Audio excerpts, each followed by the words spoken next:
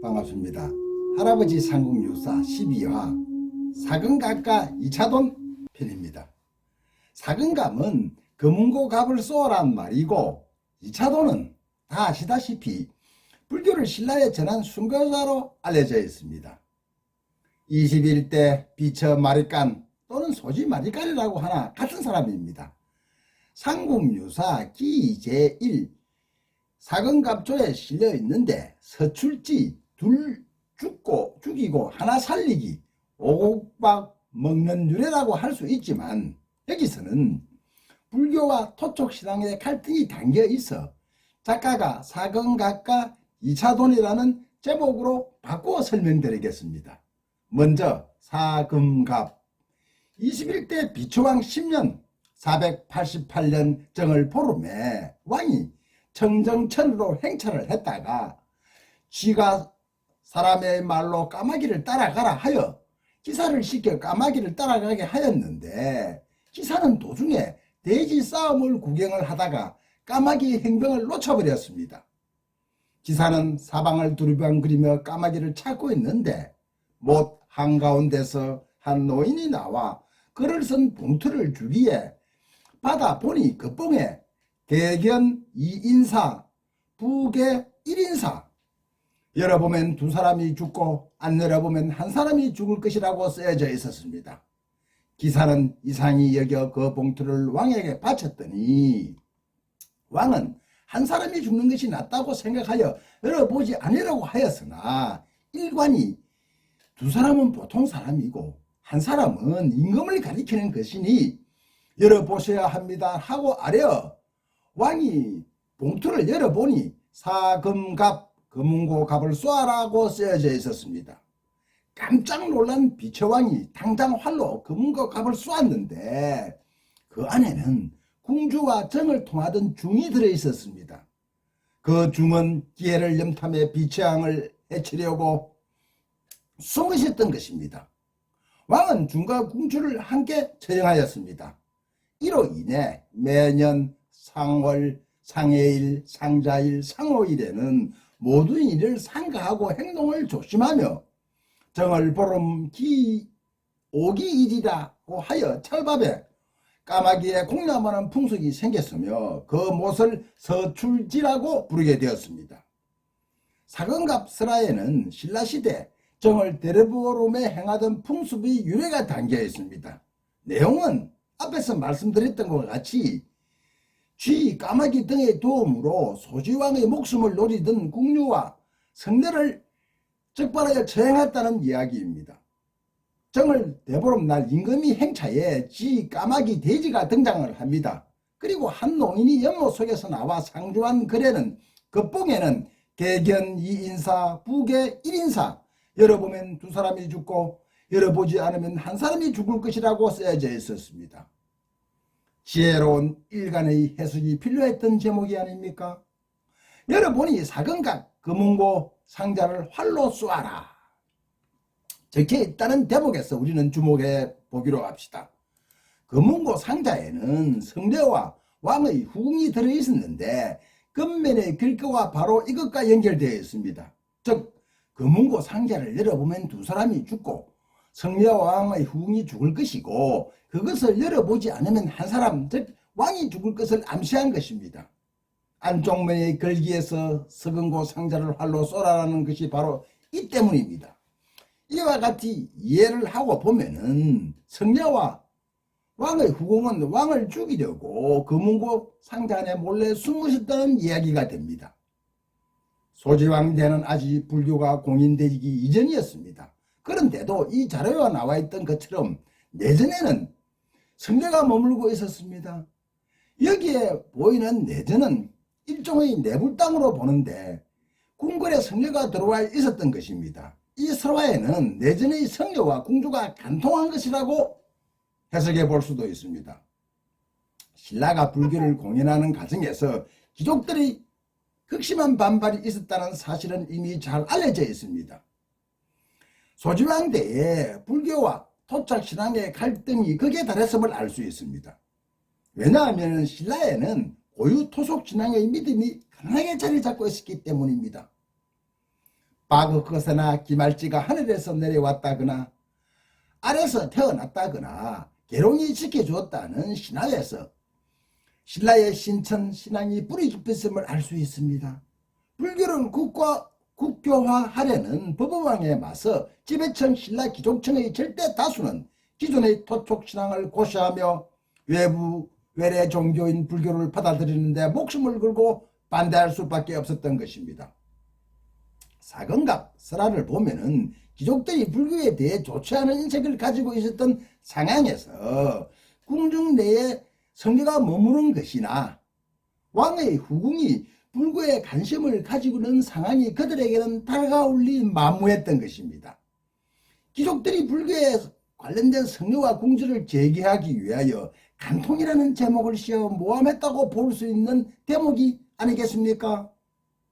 우리는 여기서 신라시대 성스캔들이라고 할 수 있는 사근갑 설화의 진실은 누구인지 할아버지 상공육사 13화에서 그 답을 찾아보기로 하고 신흥 종교 불교와 토촉신앙 간의 마찰로 보고 성례를 타도하는데 일익을 담당했던 까마귀, 쥐, 멧돼지 등은 모두 신령스러운 동물로 사모의 점에서 숭배의 대상이라는 점을 우리는 또 주목해 봐야 합니다.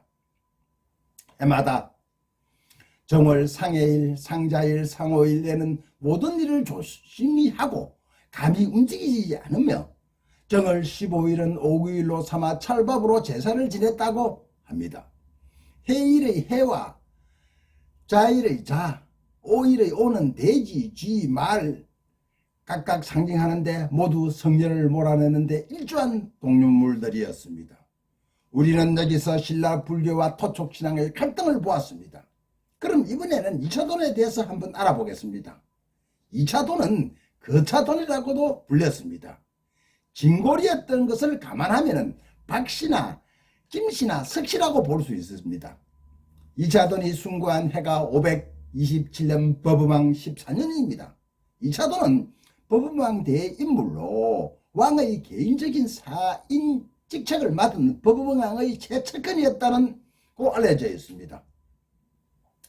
불교를 국교화하려는 법음왕에게 맞서 신라 기작층의 절대 다수는 기존의 토촉신앙을 고수하여 외래 종교인 불교를 반대하였다는 점입니다.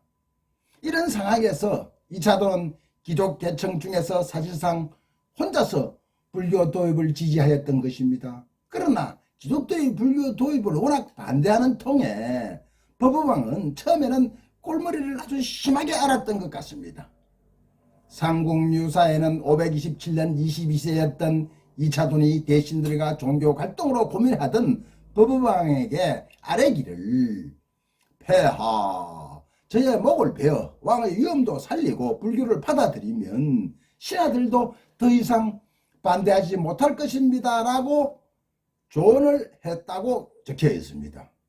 결국 법어왕은 이를 받아들이고 신하들 주위에 군대를 배치해 놓고 왕의 사찰을 짓는데 일부러 지체시키는 자가 누구냐 하고 하문하자 겁에 질린 신하들이 이차돈을 지목해 이차돈은 왕의 거스른 죄로 목이 달아났다고 합니다. 이차돈이 목을 베자 흰 젖이 한 길이나 솟구쳐 올라 하늘을 가리고 온 땅이 흔들리며 꽃비가 내렸다고 합니다. 그리고 북산의 서쪽 고개에 장사 지내주고 좋은 땅을 골라 이차돈을 위로하는 절인 차주사를 지어주었다고 합니다. 이번에는 해동 고성전의 기록을 한번 보겠습니다. 고성전에는 529년 26세였던 이차돈이 법어왕에게 소신이 대왕의 명을 구실로 사찰을 건립할 것이니 대신들이 가만히 있지 않을 것입니다. 그때 대왕께서 소신의 명을 치시면 기이한 일이 일어날 것이언즉 이로써 불법을 세우소서라고 진언했다고 합니다. 이에 법어왕은 죄 없는 사람을 차마 죽일 수 없다고 반대를 했지만 결국은 이차돈의 제안에 어쩔 수 없이 승낙을 했다고 합니다. 그 다음날 이차돈은 대왕의 명을 받들어 사찰에 짓겠다고 청경림의 숲을 마구 베었는데 귀족들이 가만히 둘 리가 없었습니다. 결국 이차돈은 국문을 받고 법어왕은 내게 왕명을 사칭했으니 마땅히 목을 쳐야 한다며 참수형을 내립니다. 이차도는 처형 전에는 내가 죽을 때 기이한 일이 있을 것이라고 하였는데 과연 이차돈이 참수되니 그 목에서 흰색의 피가 솟구처럼 나오고 꽃비가 내리고 땅이 요동치는 등 이적 현상이 일어나 많은 사람들이 놀랬다고 합니다. 덕분에 이차돈은 불교가 신라에 공인되었다고 볼 수 있습니다.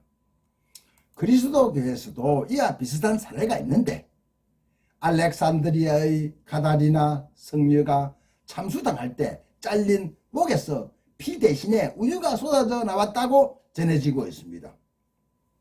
이차돈이 순교 이후 신라는 급속도로 독실한 불교 국가로 탈북해 나갑니다. 법은왕을 이어 왕위에 오른 진흥왕은 말년에 스스로 머리를 깎고 스님처럼 하고 다녔고 아들들과 친척의 이름을 석가모니의 가족 이름으로 바꿔버릴 정도였습니다. 신라는 불교의 힘으로 백성의 사상을 통합해 국왕을 중심으로 일사불란한 행정군사 체제를 갖출 수 있었으며 이는 진흥왕대의 폭발적인 국력 신장과 더 나아가 삼국 통일의 전쟁 승리까지 바라보는 원동력이 되었다고 말씀드릴 수 있습니다. 원차 종성 변법계 처리 유암 실계명 삼도 이고 파도산 일체 중생 성정가 할아버지 삼국육사 13화에서 사근갑 설화의 진실을 밝혀드리겠습니다. 많이 기대해 주시기 바랍니다. 감사합니다.